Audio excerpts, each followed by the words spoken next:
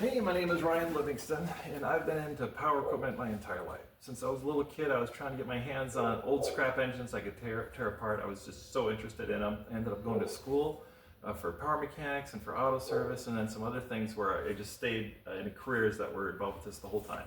All the time, tearing things apart, doing repairs, fixing things, overhauling engines, just really liked it.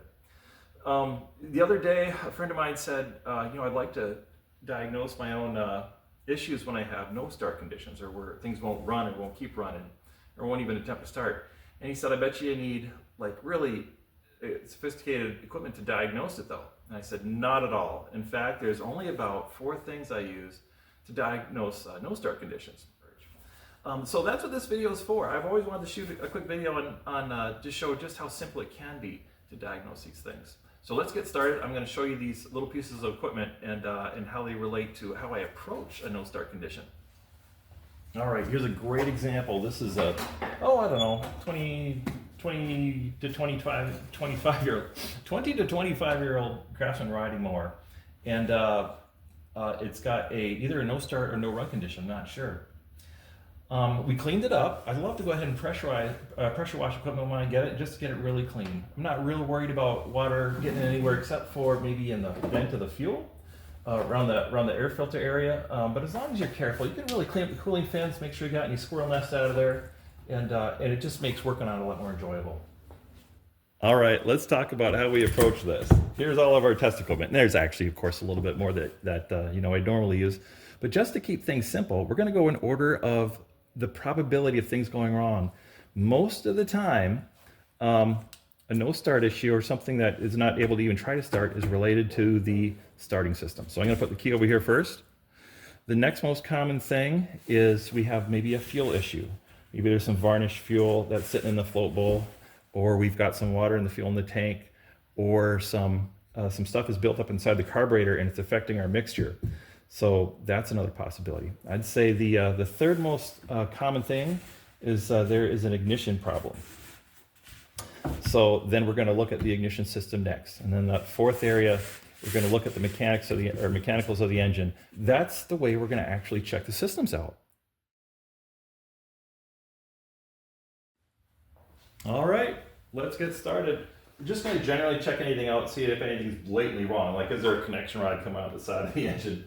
Or is there no gas in it? But right now, we're just going to start with our one that we find the most problems with, the starting system. Of course, we're testing, in this case, the battery and the starter and the wiring. But also, there's a lot of safety interlocks. Maybe one under the seat. Maybe there's one that if the PTO is engaged or the motor deck is engaged, it won't allow you to try to start it. All sorts of stuff. The clutch of the brake might have to be in. So make sure all that stuff that might have to be disengaged or engaged is all where it should be, according to the instructions to start it. And let's give it a shot. Oh, by the way, before you do this, make sure there's engine oil in there, just in case it does start up unintentionally. We want to make sure that there's oil in there. So I did check it in this case. So now we'll give it a try. Nothing. Another thing I should mention too is before we even try that, you could even try to move the engine a little bit, maybe by grabbing the screen up here, moving it around. What's nice is if it's seized and it's just rock solid, you might not want to try to start it first. You might have already revealed some issue with the engine if it's seized inside. So if the starter is still in good shape, you might want to see if you can free that up before trying to start it, just in case there is something going on there. But in this case, it's not doing anything. I normally also listen for a couple other things. One thing you might be thinking of is, do I hear the starter solenoid clicking? As I turn the ignition on and off, I don't hear the starter solenoid, or as I try to start it, I don't hear starter solenoid clicking. Could be bad connections, it could be a low battery voltage. Here's another little electrical system trick down here. This is a fuel valve shutoff solenoid. And this actually turns the fuel off when the ignition's not on. So even without trying to start it, I can just turn my key from the off to the on position. And when I do that, I should be able to hear and even feel this solenoid clicking to turn the fuel on, but I don't hear it at all. So that makes me think that we don't have any battery voltage going to that either as we turn the ignition on. Maybe a battery problem, maybe a wiring problem. But most of the time when this is happening, we have a battery that is not up to where it should be voltage-wise. So let's check that out first. Okay, batteries are usually good for like 5-ish years for, you know, standard batteries. So if you have like a 10-year-old battery or something, that might lead you to the culprit much faster. But this battery is not too old. It's only about 4 years old, so I would expect it to still be functional. So, you know, if you don't have any special tools, just put your charger on it and then see if it does anything for you. If you've got a little trouble light, like this guy, you can hook it on there. That light's pretty bright. I can kind of tell by the light voltage about where it's at. It's not too bad. Sometimes guys will pull out voltmeters, which it's helpful, but without any kind of load on the battery, it can be a little deceiving. You might have a battery showing, you know, 11, 12 volts. That really is not in good shape. The minute a little bit of a load goes on it, it can croak on you. So I'm going to go ahead and actually put a little load on it. Just that light can be a little load, and I don't know if you can see it or not. I'll see if I can get this guy staged just there. I'm going to leave my trouble light hooked onto there. That voltage level on the voltmeter was showing about 12 volts, but when I hooked that little light to it, it dropped down to 9 volts. Now, that little light is very little load on this battery. And if this battery is dropping down that far with that little bit of load, I know my battery is either not fully charged or else it's past its life. Normally, the voltage level would stay up well above 11 volts, no problem with this load. Even after a starting event, maybe the battery voltage, you know, as soon as you let go of the key, after all that load, it's going to come right back up to over 12 volts, even if the charging system's not helping it out too much. So right now I can see that my battery voltage is low. So let's go ahead and put a charger on it for a little bit and see if it wants to come back to life for us. Okay, we've been charging our battery for a while, and the charger said, hey, your battery is great. Got nice, good voltage. It's up there around 13 volts. And that's pretty typical for a 12 volt battery. Anyway, so I did attempt to start it, and I heard this. Oh, that shotgun, that clicking. That means it's attempting to start the starter, but the starter's drawing a whole lot of current. It could be seized up, or it could just be the battery. So if it is the battery, what's happening is the starter goes to draw some load and it drops the voltage down. Drops it down so much that relay can't engage anymore. So the relay shuts off. Well, then when it does that, the voltage on the battery goes back up and then it attempts it again. So you get this repeated clicking or shotgunning. So back here at the battery, of course, my charger just said, hey, you've got nice big voltage. What's the problem? So what can happen is if the battery is getting kind of old, or if it's damaged, it can show a high voltage, but that voltage drops off very fast under a little bit of load. So I've got this extremely advanced test device here. It looks a lot like a car light. This car light draws about 4 to 5 amps. That's about we can think of it like 10% of the voltage or the power that the starter is going to draw. What I want you to watch is the voltage on the battery. I should be able to carry a 4 or 5 amp load like this light for hours with this battery. And that voltage level should stay up around maybe 11 to 12 volts. But watch what happens as soon as I power that light on. I'll get it out of there just in case it's blinding the camera. Notice the voltage level. It's down to 8 volts. If this battery under relatively little load is dropping down that far, that means that battery is not good as it currently is. You might have heard of reconditioners or desulfators. Possibly we could repair that battery, but this battery is already about 4 years old. They only last about 5 years or so anyway, so you can attempt it, but I think in this case, we're just going to cut right to the chase and put a new battery in it, and we'll be off to the races. So at least we know we'll be able to turn it over then, unless the starter does have an issue, but probably not. It'll be fine. Let's give it a shot with a new battery. All right, we got a new battery in there. Let's see, can you see this? Showing 12.52 volts. We'll do that light test again here, and we're gonna see if the voltage drops real far. So there we go. So I got this light on, it's drawn about 4 or 5 amps, and look at that voltage. It's still staying up around 12 volts. That battery's holding that, no problem. So, and I think we're gonna hear this thing turn over. I did check it, make sure it's got some oil in it, but I got the spark plug removed just coincidentally, so it's not gonna start. Oh, that sounds fantastic.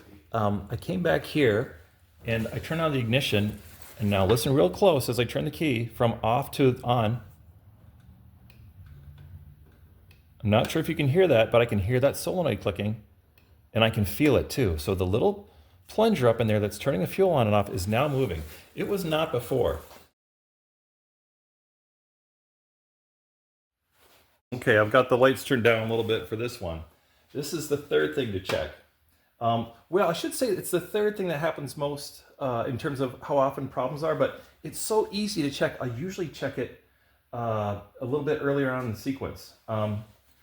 If the engine's turn over and it's not firing, I get my little spark plug tester out, take my spark plug lead off, I plug one end onto my spark plug and the other end into here. And it's still going to fire the spark plug, but it's also going to go through this tester, and it will flash this little, I think it's just a, I don't know, it might be a neon bulb in there. And it's gonna, you'll see it strobing and flashing.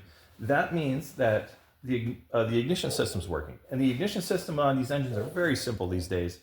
It's just a coil next to the flywheel, and the flywheel's got a magnet flying by it. And then it's got the spark plug wire that comes out and goes to the spark plug. And we'll turn it over and see if we can see it firing.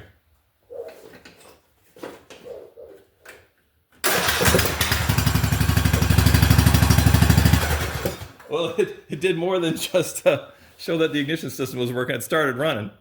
So that's all there is to it. Now, if that's not flashing, then something is wrong there between the spark plug connection and the coil. Those operations are only like, I don't know, $20 to $40 maybe, and they're easily replaced.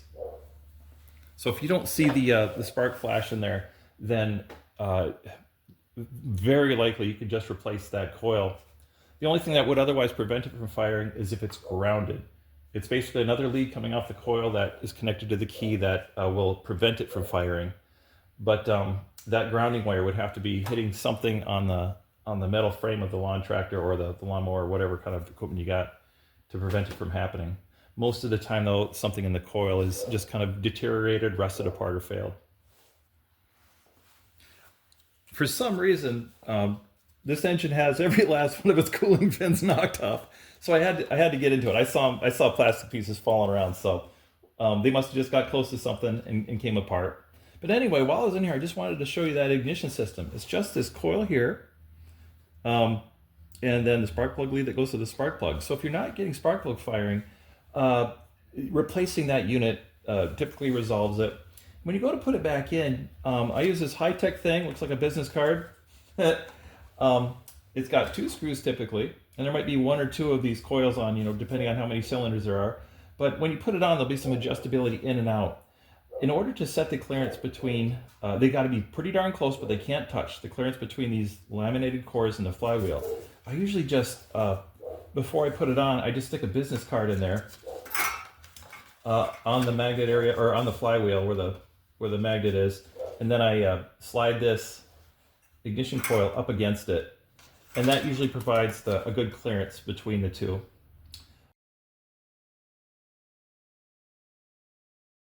So the next thing we're going to check out is the fuel system.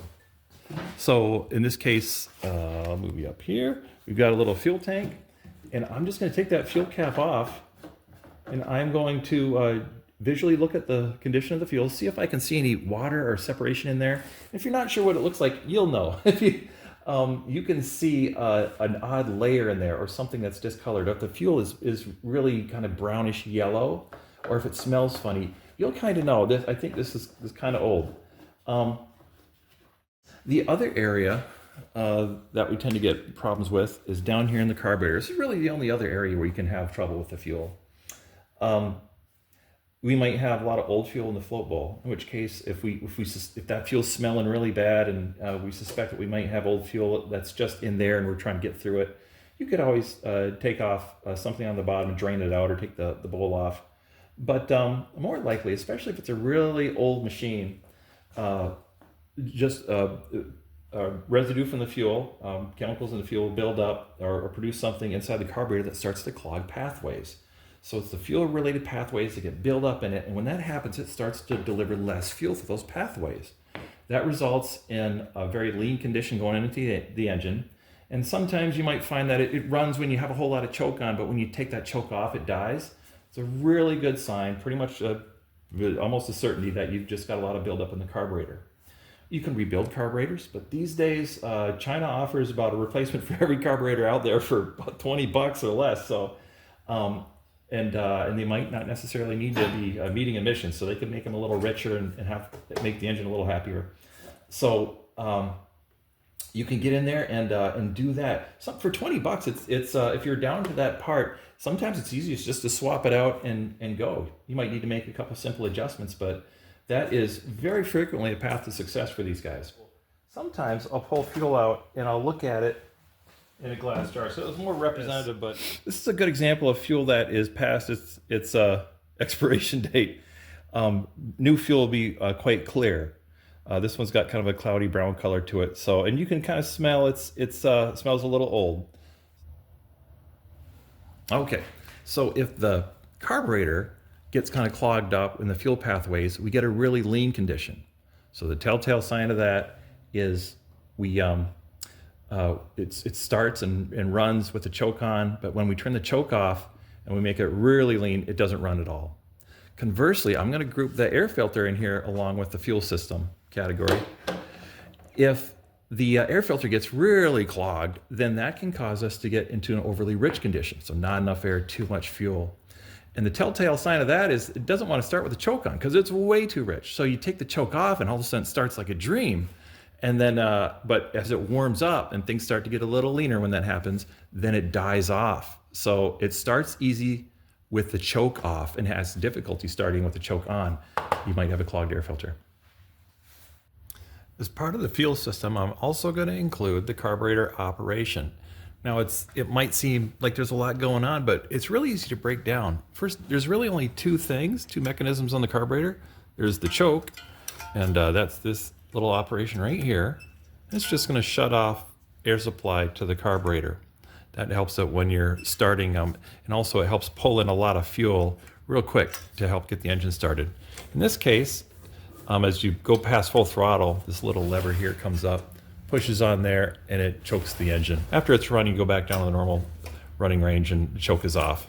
So make sure that the spring that is supposed to be opening the choke back up is doing so, that there's nothing preventing the mechanism from coming back freely. So that's the choke. Then the other thing here is the butterfly valve for the throttle. There's not a direct connection between the control cable on the engine and the throttle. It uses a system called the governor. And the engine's really going to govern how fast it's going. We're going to ask it to go a certain speed, but it's really ultimately going to decide for us. So the throttle just opens and closes, but it's connected by a link to this big arm sticking out the side of the engine. That arm is a reflection of how fast the engine's going. The faster the engine's going, the more it's going to try to close the fuel off. For that link there that goes between those two, there's usually just a direct rod that connects the two together. And there's also, because that throttle is so sensitive, we don't want any play between those two. So there's usually a very small spring integrated with that rod. You'll see the springs attached to both ends. It's kind of being held by the rod right there. But that just pulls the ends together and it keeps any play that might exist out of there. This thing's shaking and vibrating a whole lot. And that little bit of play can actually really cause some engine speed issues. You might get oscillations or inconsistent running. So then the only thing left besides that is the throttle. Of course, we've got a lever on this lawnmower, as you would on any riding lawnmower. That's your throttle. And all it's going to do is it's going to pull on this governor arm with a little spring. And it's kind of buried down there. You can't quite see it. But all you really need to know is that as we advance the throttle, that spring will pull on this lever arm a little bit more, a little bit less, and that's going to affect how fast that the engine's able to govern its speed at. So, long story short, make sure that those connections are there if you're having issues, and make sure that they're all clean and moving freely.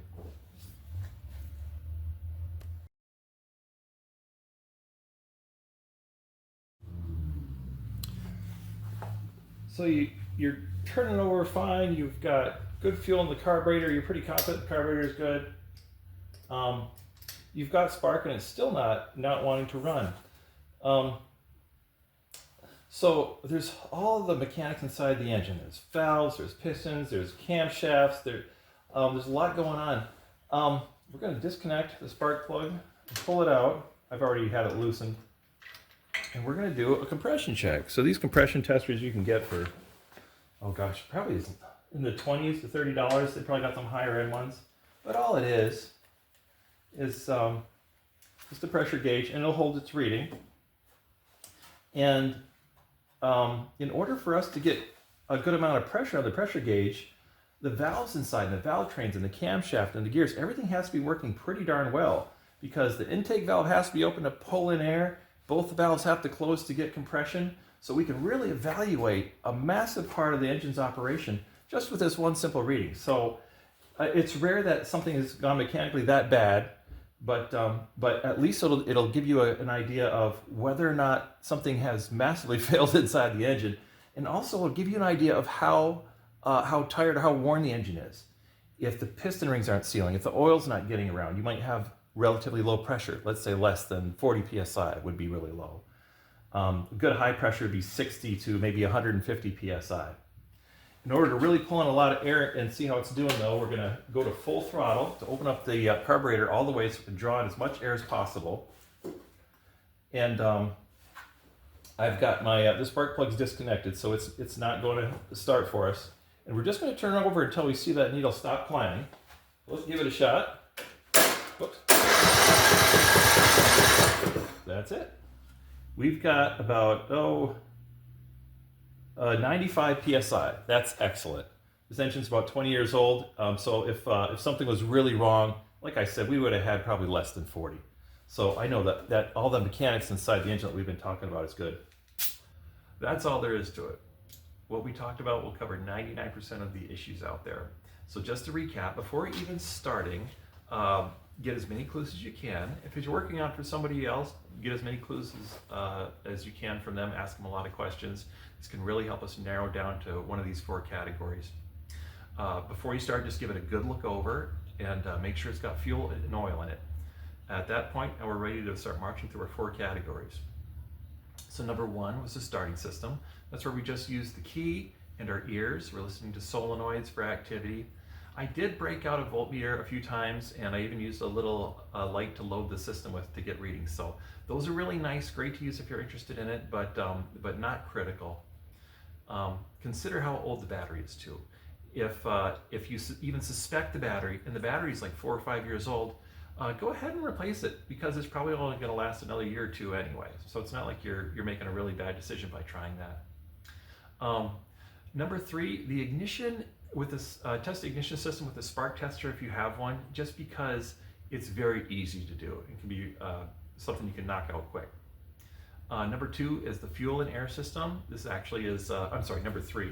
It's actually number 2 in terms of likelihood of an issue, but look at and smell the fuel. Has it been sitting in there for years? That's a real clue right there. And then, how does choking affect the engine?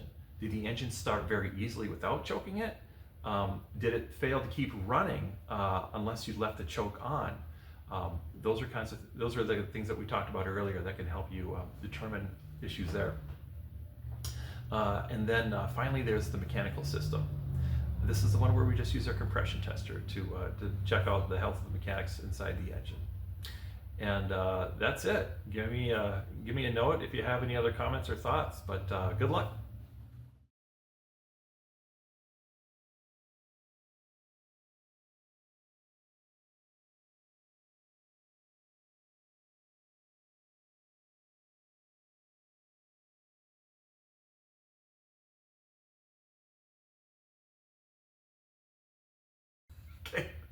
6? That's all there is to it.